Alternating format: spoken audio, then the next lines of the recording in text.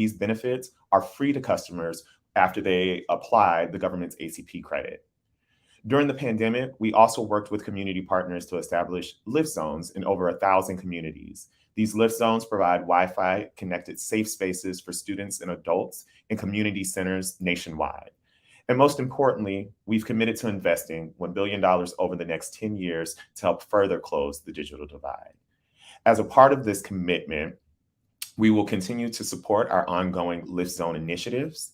We will be providing laptops and computer donations, grants for nonprofit community organizations to create opportunities for low-income Americans, particularly in media, arts, technology, and entrepreneurship. And we will also continue to invest in our company's key program, Internet Essentials. We anticipate that all of these new commitments will impact nearly as many as 50 million Americans over the next decade. Today's discussion is timely and much needed as the passage of the infrastructure law has created new opportunities to get more communities and citizens online. And in order for our communities to access these resources, we believe that we must leverage and engage with community leaders, clergy, educators, activists to evangelize the importance of digital equity.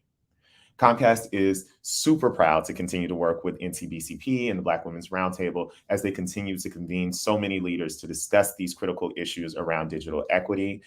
We are so excited to be a sponsor of this organization. And thank you again, Melanie and team. I hope that you all enjoy today's discussion. Thank you, Sean. We appreciate you very much. And I know I'll be seeing you next week with all the happenings in Washington, D.C. around the Congressional Black Caucus Foundation, ALC. Absolutely. Thank you and all the Comcast, NBC, Universal team, and appreciate you very much. Thank you for your leadership. Thank you. And now we hear from a member of the leadership team at the National Telecommunications and Information Administration, known as NTIA, which is the executive branch agency responsible for providing some of the funding for this historic broadband investment. So I am pleased to welcome and turn the floor over to Angela Ty Bennett, the first ever Digital Equity Director at NTIA, to bring opening remarks. Angela, so great to see you on the screen.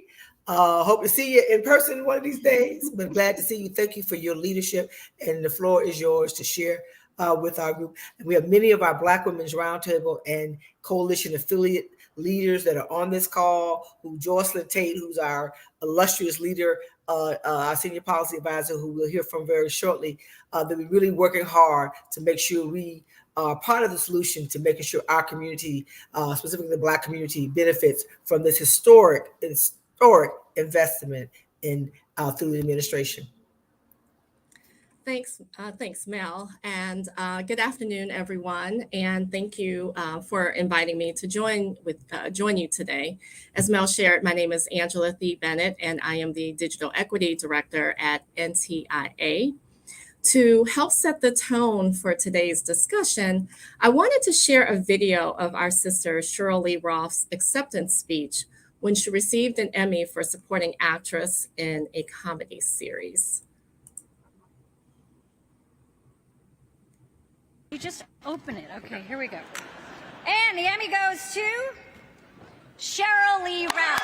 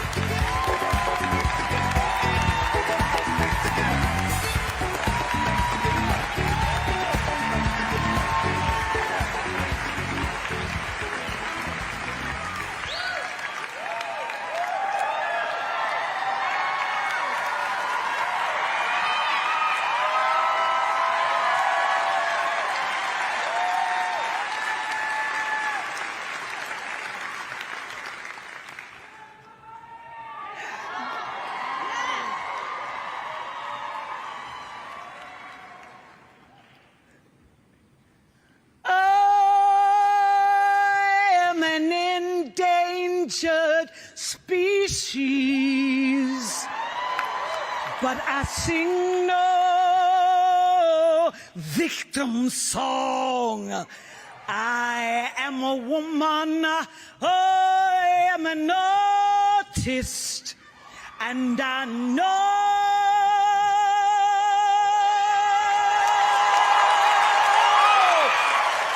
where my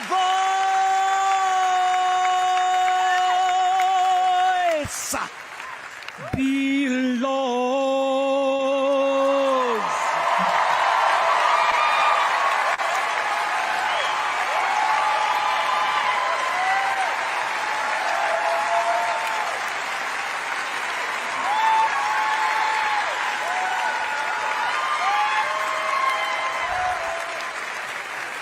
To anyone who has ever had a dream and thought your dream wouldn't, couldn't come true, I am here to tell you that this is what believing looks like.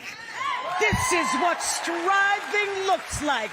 And don't you ever give up on you, because if you get a Quinta Brunson in your corner, if you get a husband like mine in your corner, if you get children like mine in your corner, and if you've got friends like everybody who voted for me, cheered for me, love me, thank you, thank you, thank you.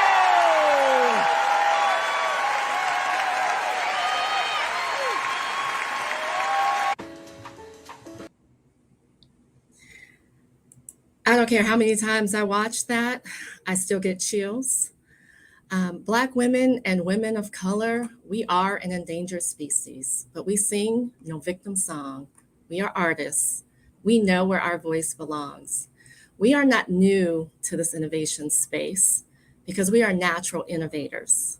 From Dr. Shirley Jackson, whose work led to innovations in touch-tone phones and portable fax machines and fiber optic cables, to Alice H. Parker, whose contribution allows us to walk into our home and turn on the heat when we're cold. You know, even to Marie Van Britten Brown and her husband, Albert, who, to make their home feel safe after noticing an increase in crime in their New York neighborhood, invented the household closed-circuit television security system, which was broadcast on television screens, had a two-way microphone and a remote switch that could unlock the door to let people in. Under the Biden-Harris administration's Internet for All initiative, Black women and women of color, our time is now. No longer will we be left out of the planning tables. Our voices will no longer be silenced. Last November, as Mel shared, Congress allocated $48 billion to NTIA to ensure that every household in America has access to affordable, reliable, high-speed internet. But it didn't stop there.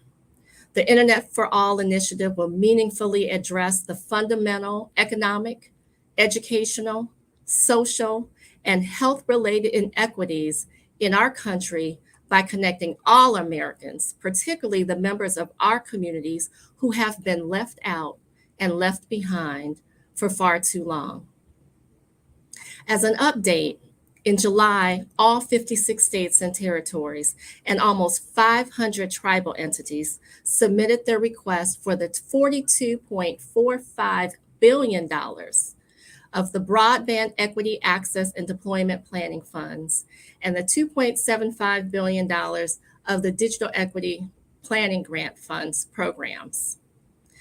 The state of Louisiana has received their awards, and in early October, NTIA will be making awards on a rolling basis to the remaining state applicants.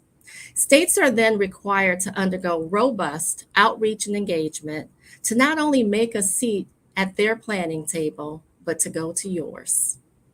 So I'm here to tell you, don't stop striving, don't stop believing, don't stop dreaming. The Biden-Harris administration is in your corner. And with that, I'll hand it back over to Mel.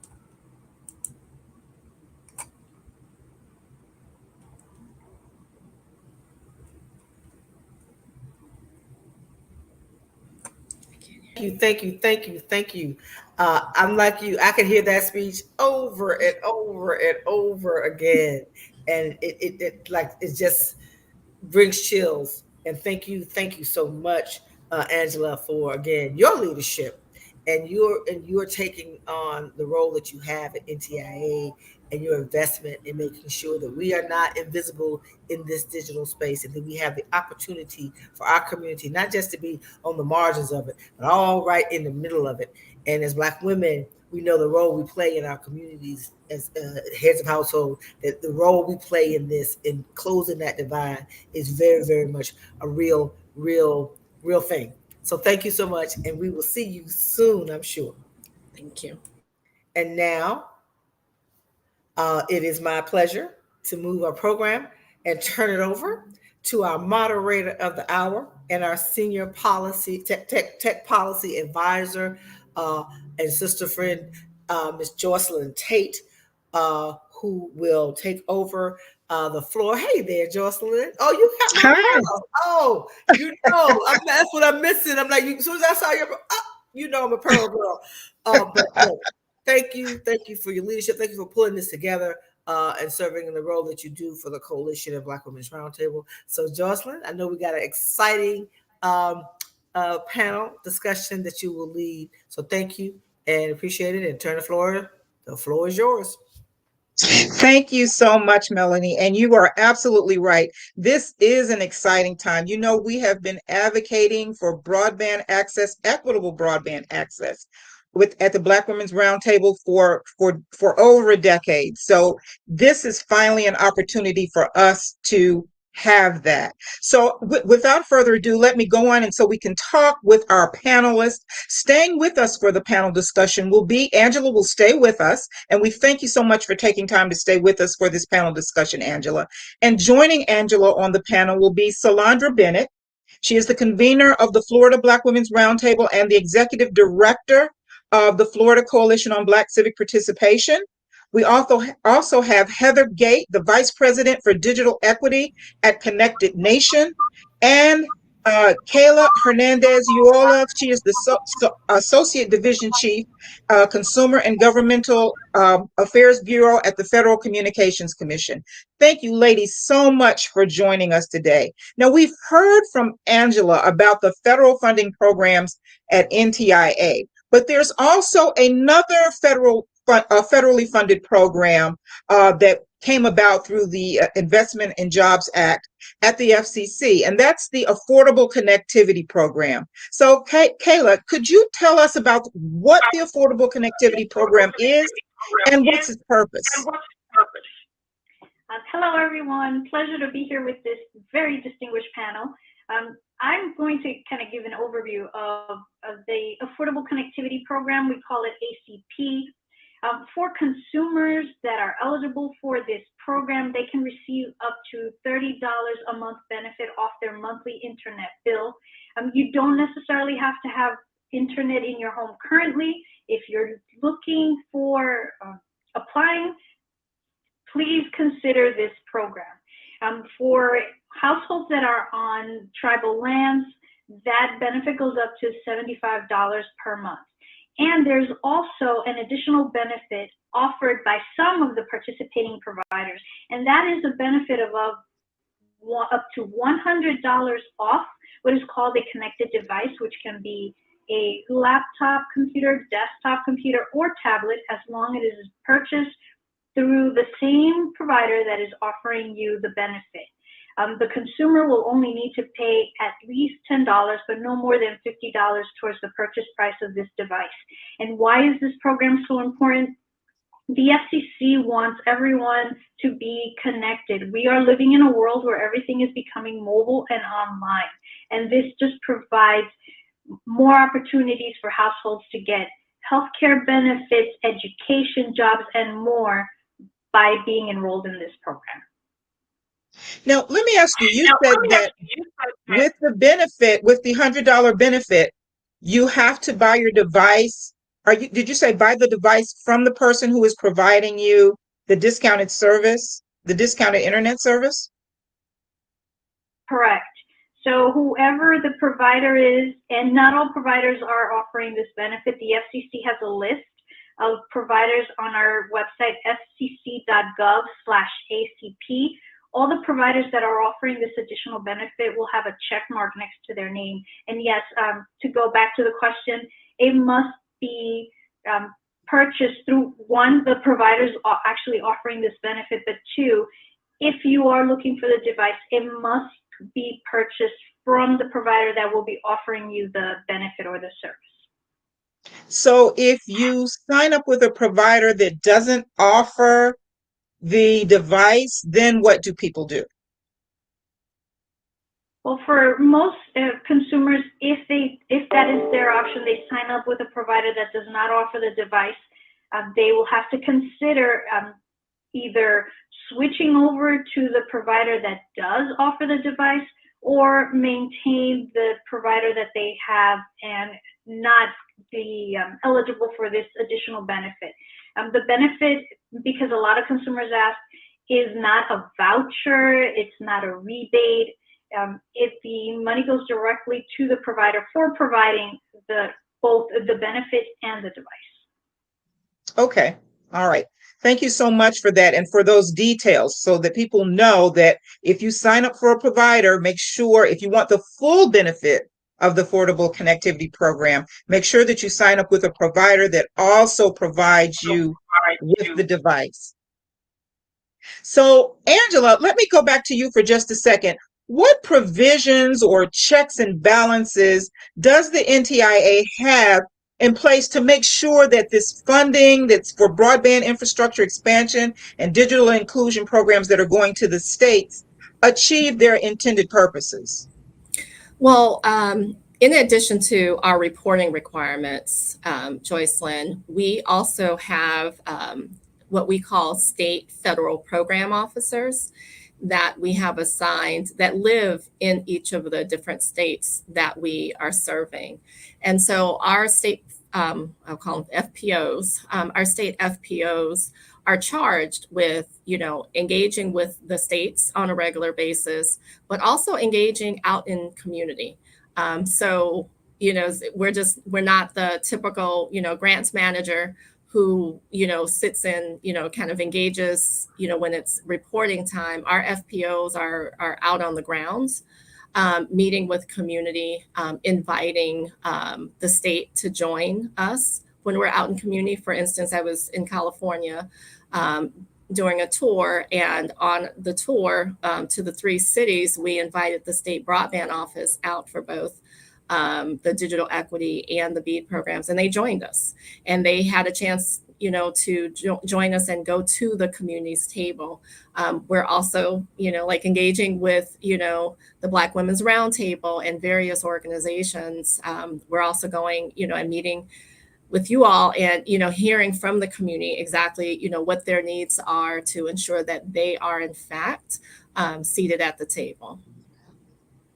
Wonderful. And so what we need to do is everyone that's listening, your state organizations or your stakeholders, find out who your state program officer is from the NTIA so that you can start connecting with them.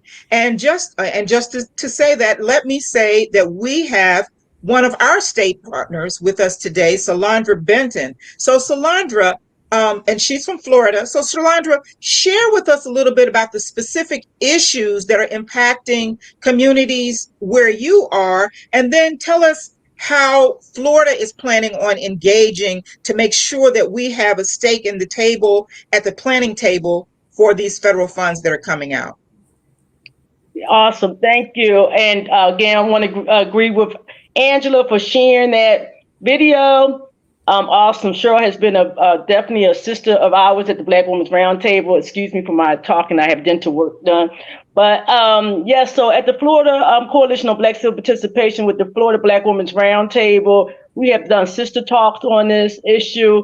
We have had women leaders from across the state talking with them and in communities, getting them ready for this opportunity to share with their communities and rural communities, especially because during the pandemic, A lot of our children was impacted. They did not have the services that they needed to be able to continue to be able to keep up with their schooling.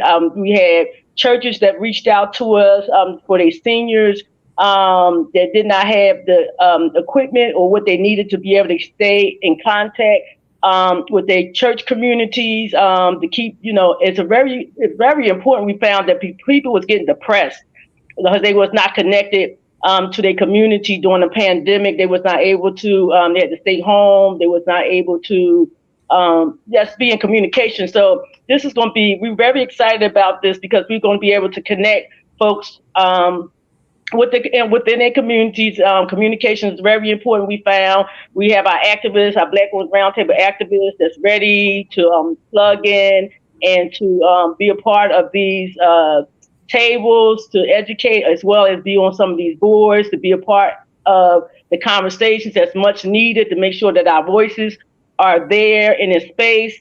We know that monies are coming to Florida, and we know that here the Florida Office of Broadband and also the Florida Office of Economic Opportunities are playing a big role in that. So we're definitely going to be, and I'm encouraging our leaders at the Black Women's Roundtable and even our other activists through our Florida Coalition on Black Civil Participation to really be really active in these planning sessions. Wonderful, wonderful. And I know that, Florida has a very active, Angela, let me tell you, the Black Women's Roundtable and National Coalition in Florida is very, very active. And soon as they found out about this, they were on it. So expect your program officer to hear from Salandra and her group very soon, because they will be calling. So, and Joycelyn, I just also want to add for the audience, next month we will be posting on our website the contact information for each of our state FPOs, as well as the state broadband offices, so that the community will know who to reach out to. But in the interim, feel free to always, reach out to me for connections. Wonderful. Wonderful. And we will take you up on that. Let me ask you, Heather. We know that you've been working with Connected Nation for a long time, working on this issue of trying to empower communities and help states close that digital gap. And you've been doing this work in the trenches for a long time. What do you think are the best strategies for all stakeholders and all players concerned that are involved in this whole broadband federal funding process, excuse me, to make sure that it's future-proof and make sure that broadband access and adoption is available to close the digital divide for our country? Thank you for that great question, Joycelyn, and thank you to my fellow panelists. It sounds like we are all on the same page. What I want to say is that the best strategy for all stakeholders is to begin with understanding that we all have a role to play in bridging the digital divide and must take the necessary steps to be present and ready to do the work. And hearing what's happening in Florida, it looks like we're doing great. This is a great start for us. So it's clear that we have to understand that no one entity can solve this problem alone. Not the government, not NTIA, not school leaders, nonprofits, or anybody else. But as a community, it is important for us to have a shared vision on digital equity and inclusion and to collaborate.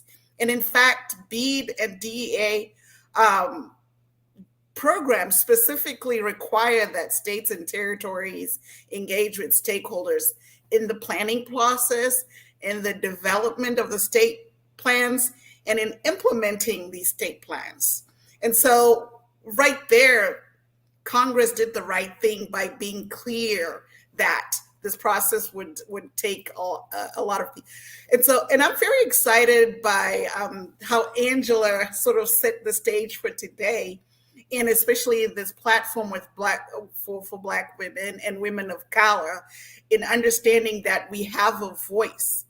And we know that our voices belong in this conversation, whether it is at a government level, at a local community level, or as parents and caregivers in our own household, making sure that our voices are heard as states work through developing these plans. So while states are tasked with developing or implementing these programs, the infrastructure bill and the notices for funding that were released a few months ago are very clear on specific areas. And so when your question about strategies, I want to outline 3 clear places where that collaboration is essential. The first one is that a state has to have a clear vision for digital equity. And a clear vision really provides a context for where goals and objectives can be achieved. And therefore, we have clarity in identifying all stakeholders and making sure that whatever the state decides to do will impact all the people that live within that state. And so being present as that vision is created is essential, not only for Black women, for women of color, but all other marginalized groups or groups that have found themselves on the wrong side of the digital divide. The second part of what needs to be done is that states need to have a clear understanding of the state of the digital divide. There's nobody that can tell the stories of the challenge, but more than the people themselves. And so for us that are here representing different groups, make sure that we are present to actually articulate what those challenges have been. And from those challenges, solutions can then be identified, developed, and included in the plan that are very targeted towards the people in the state that need those solutions. Thank you so much, Angela. Heather, you said that states need to have a clear plan. And in order for the states to have that clear plan, they have to hear from us. That's the only way that they're going to understand this. And that's why it's very important for everyone that's watching today. You are a stakeholder. You have the clear plan that the states, you have the understanding and what states need to hear from in order to develop these plans. So you're a very integral part in this state broadband funding. And Angela also said these state, they want to hear from us. They're going to be at our planning tables. So it's very important. Don't feel, a lot of times people will feel like, oh, the government is doing this or doing that, and don't feel like they can have a say. This is your say. So with that, I want to ask you, Kyla, what do stakeholders need to do to help with the Affordable Connectivity Plan? Tell us what stakeholders can do to help make people aware about this program as well. How can stakeholders be involved? Oh, thank you for that question. This is one that gets me really excited. And that is because we consider anyone who is sharing information with eligible households a partner. So you can be a partner with the FCC. You can go to our website, fcc.gov/ACP. We have the participating providers list. We have an outreach toolkit with social media materials, videos in ASL. We have other information, and we have it available not only in English and Spanish, but in several other languages. And this is important to share with your community. We can help with scheduling train the trainer sessions. We can do presentations. We can collaborate with you. If you have an email, we can send you flyers, and the list goes on and on. But I think the most important thing is once you learn about the program, please share it with your community members. We don't know at the FCC how many people need this information. And with trusted community partners like everyone here on the panel and everyone here in the audience, you are the ones that consumers will go to with questions, and we can definitely help support that. So I thank you for the question because it's so important to share this information with anyone and everyone who's eligible for this program. And give that website again that people can go to. Of course, it's fcc.gov/ACP.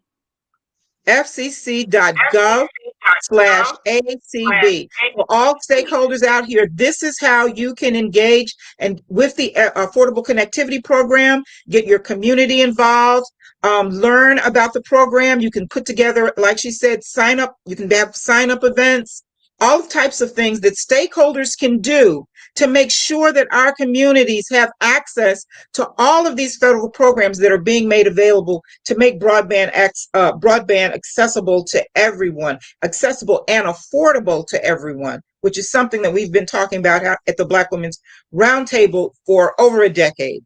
So, Angela, let me go back to you for a second, and I wanted to ask you, how can the NTIA assist? Well, you did talk about earlier how you're insisting with the state program officers. So let me do this. Let me follow up on the flip side of that. How can the state stakeholders assist the NTIA in ensuring that the broadband funding is used effectively and according to the intended purposes? One, show up at these events and engage and participate. I think also reaching out to us, reaching out to your state FPOs, reaching out to NTIA and letting us know what's going on in your communities. Whether if you're not seeing events, you're not seeing opportunities, if folks aren't reaching out to you, reach out to us, let us know. If there are resources that you find would be helpful, because the other thing that we're doing at NTIA, we have a phenomenal technical assistance team who's working very closely with each of us, and we're developing resources for the states to help guide them, and share with them best practices for engagement and outreach and developing these plans. So if you got some best practices, share them with us so that we can get those resources not only out to your state that you live in, but other states. When we think about when we say states, we have to remember these are people. These are people behind these states, and we're not their only class. There's a lot of funding opportunities. Our neighbors at the Department of Energy, Department of Transportation, and then just kind of the everyday operations for the state. So we want to remove as many barriers as possible for states to get out and do what's best for our communities. Wonderful, wonderful. All you stakeholders, you hear it. This is how you can help the NTIA make sure that this funding goes to where it's supposed to go. They're helping us, and they have things in place to help us, but we have to help them help us. So we have to make sure that if we don't see those outreach meetings, and we people aren't asking us in these states, broadband offices aren't hearing from us, raise your hand, say something. Make sure that help the NTIA help us. So make sure that if you're not hearing from them, make sure that they hear from you, so that so that this money can go and this funding can go for its intended purposes. Kayla, let me ask you another question about the Affordable Connectivity Program. Now, you said that you have outreach partners, but I understand that there is a grant opportunity out there for people that are interested in applying for grants funding to be outreach partners. Can you tell us a little bit about that? Another great question. So yes, give you a little background. On August 5th, earlier this year, we had what we call our open meetings, where they're open to the public, and there were two grant programs that were mentioned. One is called the Your Home, Your Internet pilot, and the other one is kind of the working title is Outreach Grant Program. And while information is not available now, the FCC is working on a Notice of Funding Opportunity, or a NOFO. We expect that to be ready in the fall, but for anyone that needs information, if you go to our website, fcc.gov, you can find information specific to what information was released to the public after the August 5th meeting. And it contains information, kind of a summary report and order about what both of those pilot programs could or would entail. But again, please look out for the Notice of Funding Opportunity sometime in the fall from the Federal Communications Commission on these two great programs. Wonderful. So once people can sign up, this funding will allow people to do more robust outreach work to their communities about the Affordable Connectivity Program and the federal Affordable Connectivity Program. So Heather, let me go to you and ask you, what is Connected Nation, or how is Connected Nation working with communities to help them prepare to receive this federal funding for broadband expansion, infrastructure, and digital inclusion? Well, Joycelyn, our motto at Connected Nation is that everybody belongs in a connected nation. And so this is an exciting time for us. We are fully invested in making sure that these programs are successful. And so one of the things that we're doing is really paying attention to the FCC and the NTIA work and helping to translate that information into our communities and make sure that they understand what's at stake for everybody. And so we are often sharing in our communities about the grants, the programs, and what's coming up and how they can participate. We are also working with our state partners in helping them navigate this funding that's coming down. As you know, this is an unprecedented level of funding that's coming to states. And so part of it is that we are receiving phone calls from stakeholders wanting support in reading through some of the more technical requirements and helping them translate that, and also just creating partnerships and bringing people together. For over 20 years, one of the things that we have done is really just help communities understand broadband policy and what is at stake at them. I remember when I first started working at Connected Nation, we were helping communities understand why they needed a website.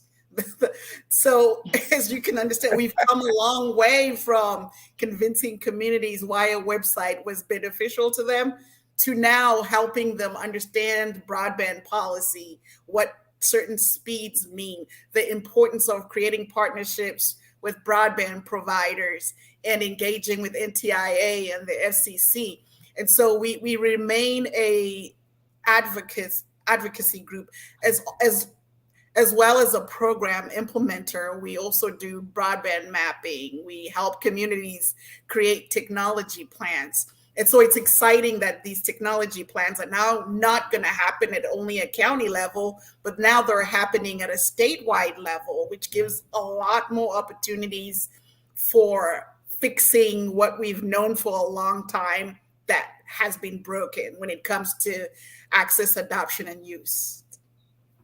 Wonderful. So everyone, this is what Connected Nation is doing to help our stakeholders like you, to get involved in this process. If you don't understand all of the technical information, they're there to help you. They're there to help you with mapping. They're there to help you with all kinds of things to help you be a stakeholder and closing this digital gap in your communities. Angela, let me ask you a question about could you tell us a bit about some of the subgrant opportunities that you have available at NTIA? Thanks, Joycelyn. Excuse me. So under our funding, it's for the planning grant and the implementation. Our funding is formula-based and it's going directly to the states. That being said, here is a space where states are allowed, I mean, it's in the statute, right? They're going to make subgrants. And I will direct everyone to the website internetforall.gov. On there, you can click on the different programs and you can pull what Heather referred to as the Notice of Funding Opportunity. So if you pull the Notice of Funding Opportunity for the Digital Equity Grant Program, if you go to page 19 of the NOFO, it will list all of the eligible entities for subgrants. I don't want people to stop there. Digital equity is a $2.75 billion program. BEAD is a $42.45 billion program. They will be making sub-awards under the BEAD program as well, and there is a significant workforce development component for that. So when I talk about workforce development, I'm talking about minority contracting opportunities. We have a labor shortage. We have a supply chain shortage. we need more. There's going to be a tremendous number of jobs and contracting opportunities that will be generated as a result of these programs. It is not enough for them to bring affordable, reliable, high-speed internet into our communities. We should have already had that. So let's level set there. So you're not doing anything special for our communities by giving us what we should have already had. How we are going to have transformative impact in our communities is if these dollars are flowing into our communities. We have the people who live there that can get trained, upskilled, reskilled to take some of these jobs, move into these jobs. And they're all not tech jobs. They're not all network engineers. You have customer experience, you have marketing, you have, communications, you have other jobs that will be generated in addition to the tech jobs. And these are all transferable skills.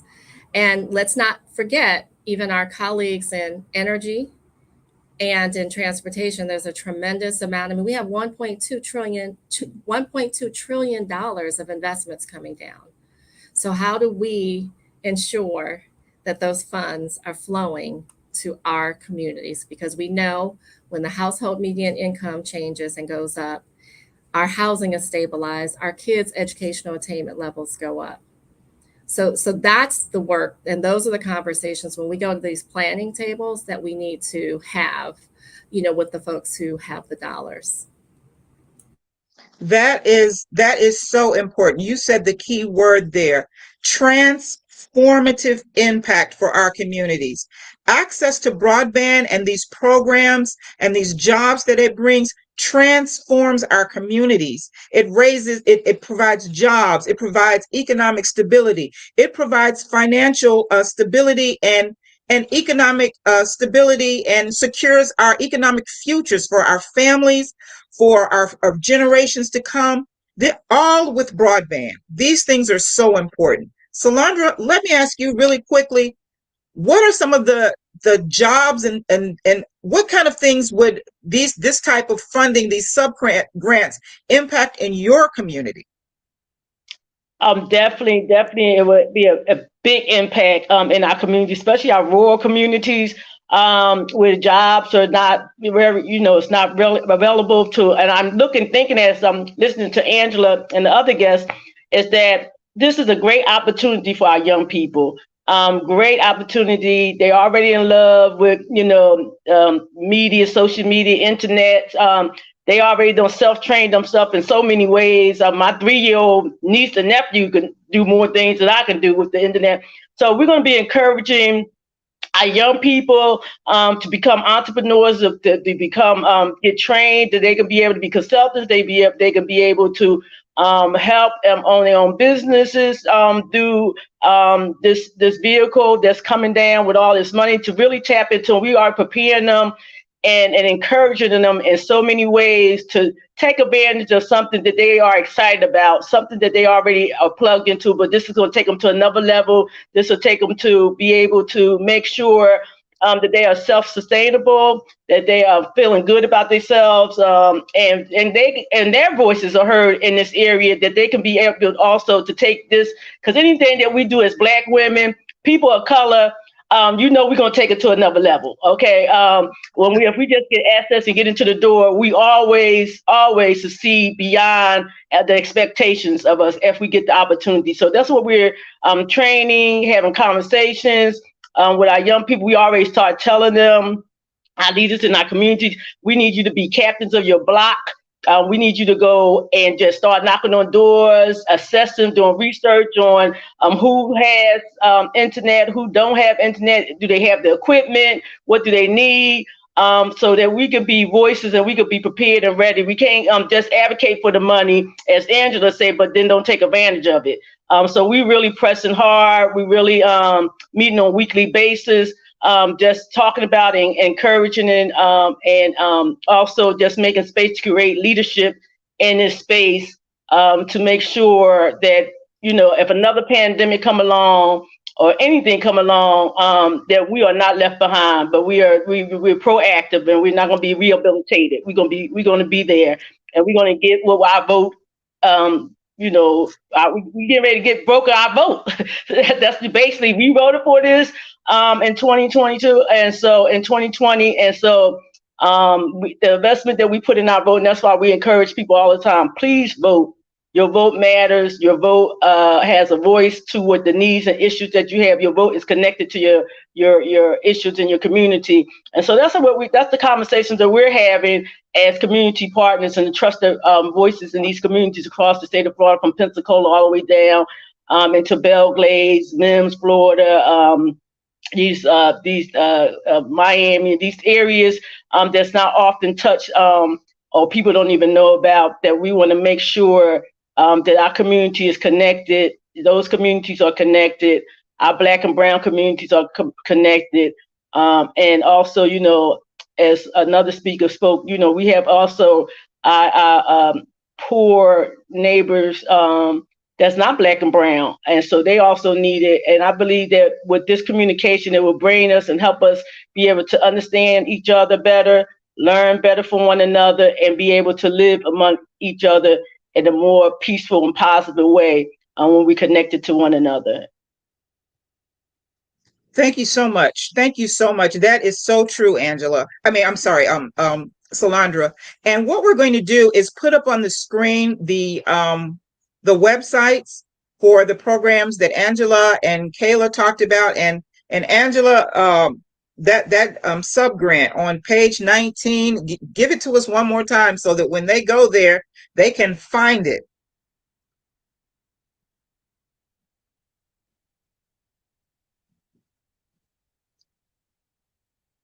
Okay, I also put it in the chat. It's page 19 of the Digital Equity Planning NOFO. Okay, great. So we'll get that information up on the screen as we're talking, because we definitely want people to find out about those subgrants as well. Now, what we're going to do now, is we're going to open up our conversation to our audience, if they have any questions that you want to address to our panelists. So the floor is yours right now to ask any questions that you have of our panelists.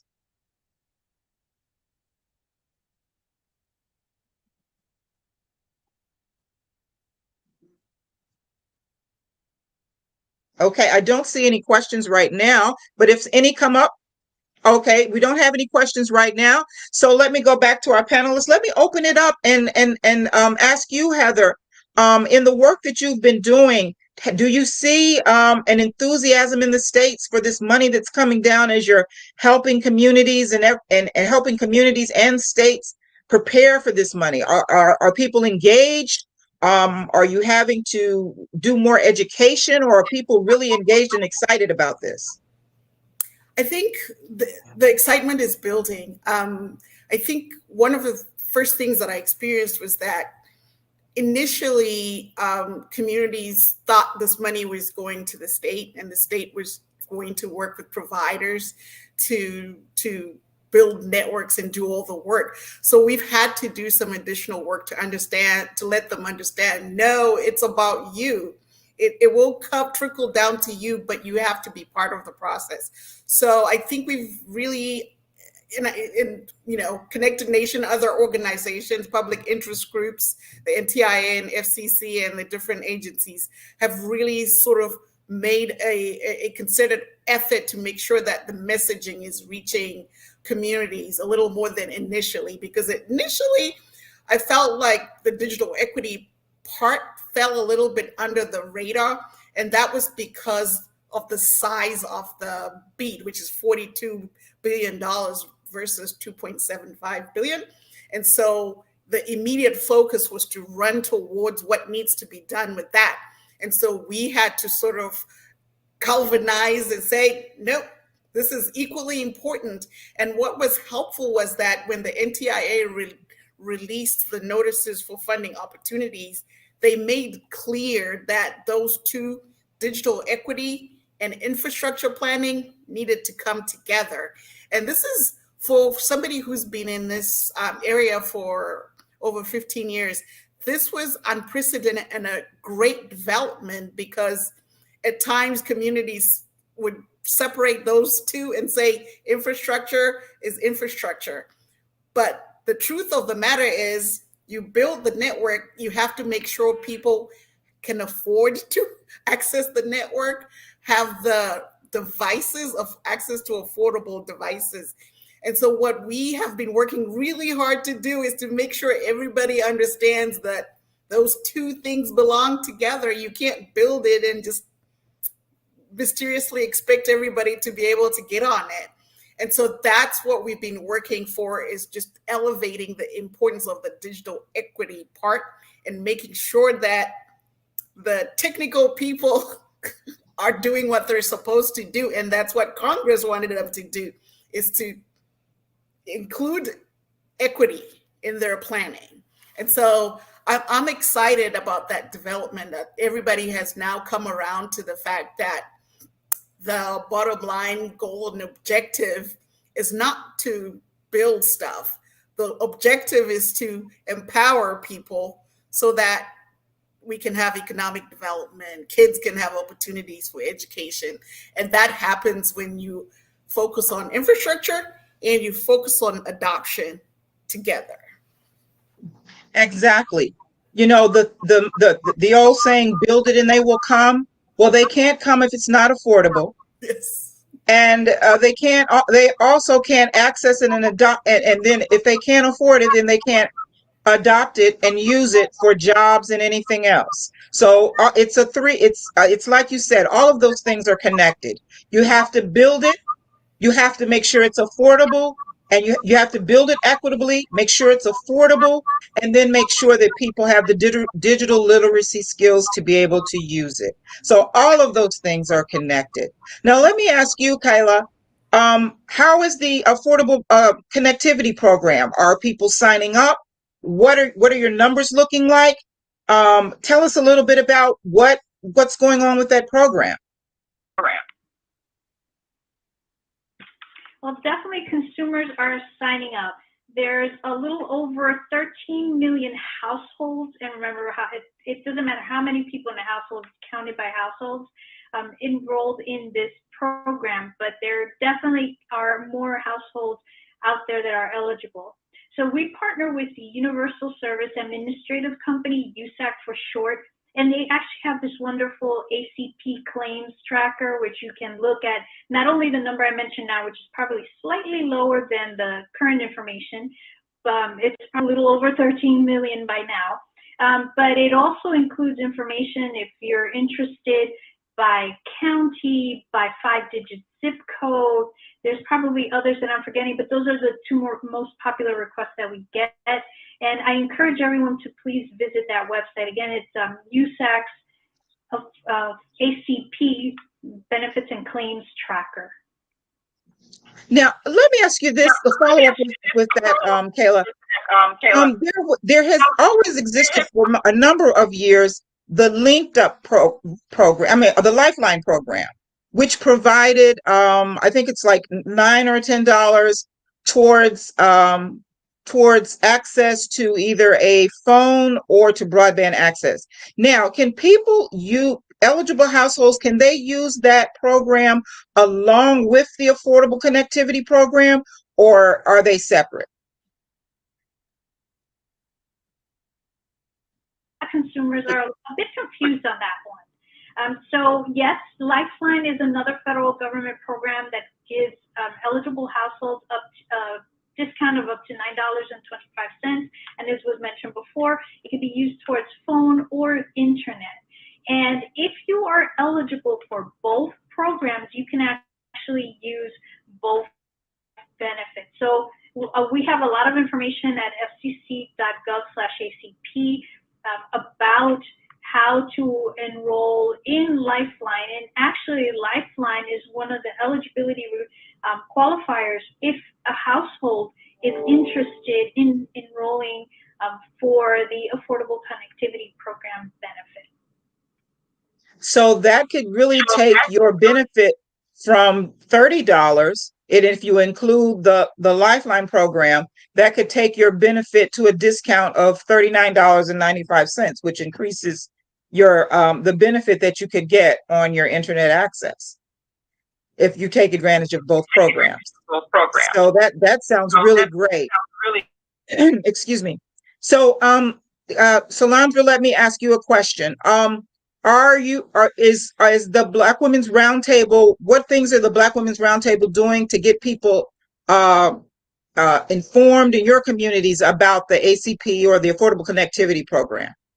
Or what plans do you have to get people informed about the program? Well, back in the during the pandemic, or just out of the pandemic, we did have one of our activists, Gwen Tucker, was actually working with one of the agencies, going around signing people up to get the internet connection. They was giving them, I believe she was saying they was giving the laptops if they was on a government program.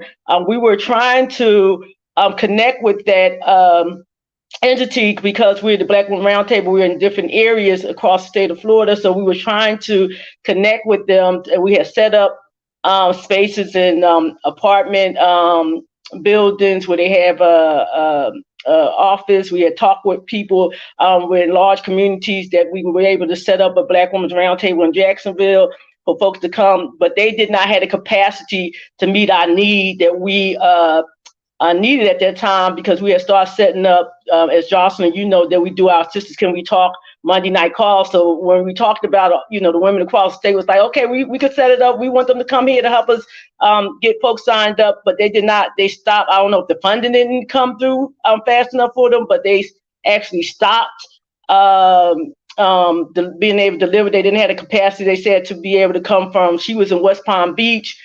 We wanted folks in Orlando. We needed people in Jacksonville. We had set up some Black Women Roundtable to assist in helping our community connect the dots to these to this.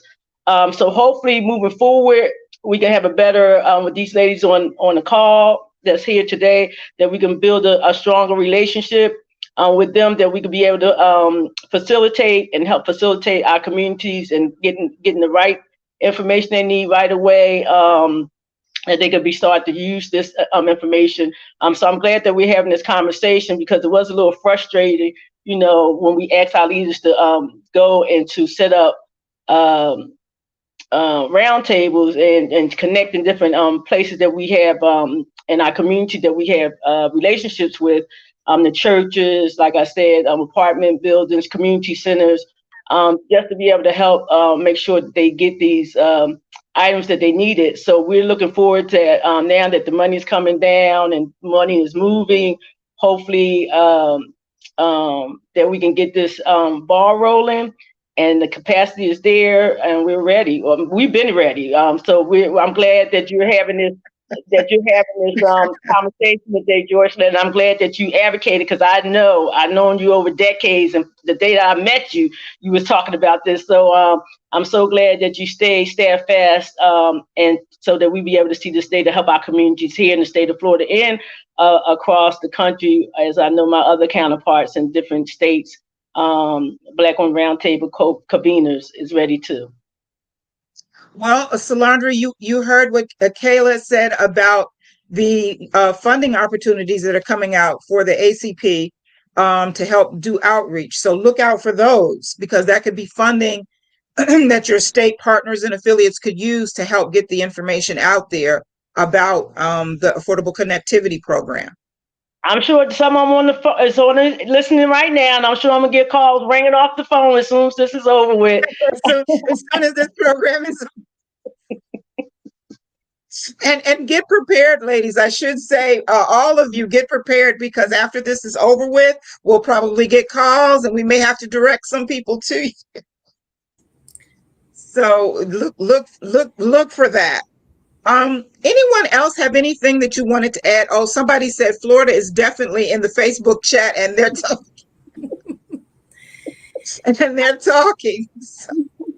So get prepared. So Joyce, Angela, I yes. would like to add too, as we talk about approaching states, I would also encourage folks to be ready with solutions. As we identify the barriers, so we're not just coming and just having, a discussion. but we're coming with tangible solutions that states can start to, incorporate in their digital equity plans, because states will have 1 year to develop the plan, but there's a 30-day publication where they have to publish the plan and get comments, and they actually have to respond back to each of those comments. And then we're going to be reviewing all of that. But then after that, there's a 5-year implementation, which there's, a lot of money going out the door for that. So as I said, states are overwhelmed as well. So the more that we can come to them with solutions and with plans, and we have our coalitions, our workforce development ecosystem partners, like, look, we got it from the recruitment out into the community, all the way to, the certifications to place our folks, into these jobs or contracting opportunities. Then that will help, as well. Okay, so you hear that from Florida specifically, because you are blowing it up in the Facebook chat. You have to come, you have to come with solutions and plans. So that's what we're gearing up for with the Black Women's Roundtable. I hope everybody that's listening that is a stakeholder come to the table with plans and ideas so that you'll be ready. So you can have to gear up now. We have somebody from the Florida Black Women's Roundtable. She doesn't have a question, but she just had a comment. She just said, this has been so amazing that you've all given such amazing information. And ladies, I really appreciate it. You've given some amazing information. You've given us some marching orders as far as stakeholders is what we need to be prepared to do. Funding opportunities that we need to be on the lookout for and on the ready for. And Heather, thank you so much for being as steadfast as you have for over a decade, helping communities. So we'll be reaching out to you, looking for help in the future as we as we go forward with the stakeholder engagement. And we just want to thank everyone. Any other closing words any of you have? I know it's getting someone else said thank you. Someone else on Facebook is saying just thank you. This is just awesome. Ladies, you've become rock stars on our Facebook page right now. Just to let you know. But any other remarks or anything else that one of you want to share with our audience, because they're definitely taking all of this information. They think you all are amazing. Joyce, I just want to say thank you to you and to the organization just for the work that you all are doing. Solange, reach out. I'll reach out to you because I'll be in Florida next month. So just thank you all for your work. And we keep getting all these Facebook posts are coming up. Thank you. You're amazing. So, but I just want to say from the Black Women's Roundtable, you all are amazing. We look forward to working with all of you to make sure that all of this federal funding dollar goes for its intended all of these federal funding dollars go to their intended purpose. And we look forward to the audience members who are stakeholders out there as well. This is your planning table as well. Make sure that you get involved. And with that, I'm going to turn it over to Melanie to close us out. Thank you, Jocelyn. Thank you, ladies. As you can see, I'm mobile down here in the state of Georgia. But thank everyone who's listening in. I know that we're gonna all make a difference. Thank you, Jocelyn, for your leadership in pulling this together. And we're just ready to get it done. And we'll keep sharing the information. And for those who watched on Facebook, I want to thank Roland Martin Unfiltered for being our media partner to put this out even further out into the ecosystem to share. Please, you all share the information, share this conversation. Because I heard one of my sisters say that we want to have solutions. That's what we're all about at the Black Women's Roundtable National Coalition. We are about solutions. That is a real key part of what we do. We want to find out the problems. We also make sure we focus on solutions. So looking forward to continue to partner. And let's just get this done for our community. Thank you so much. And thank you everyone who tuned in to watch today.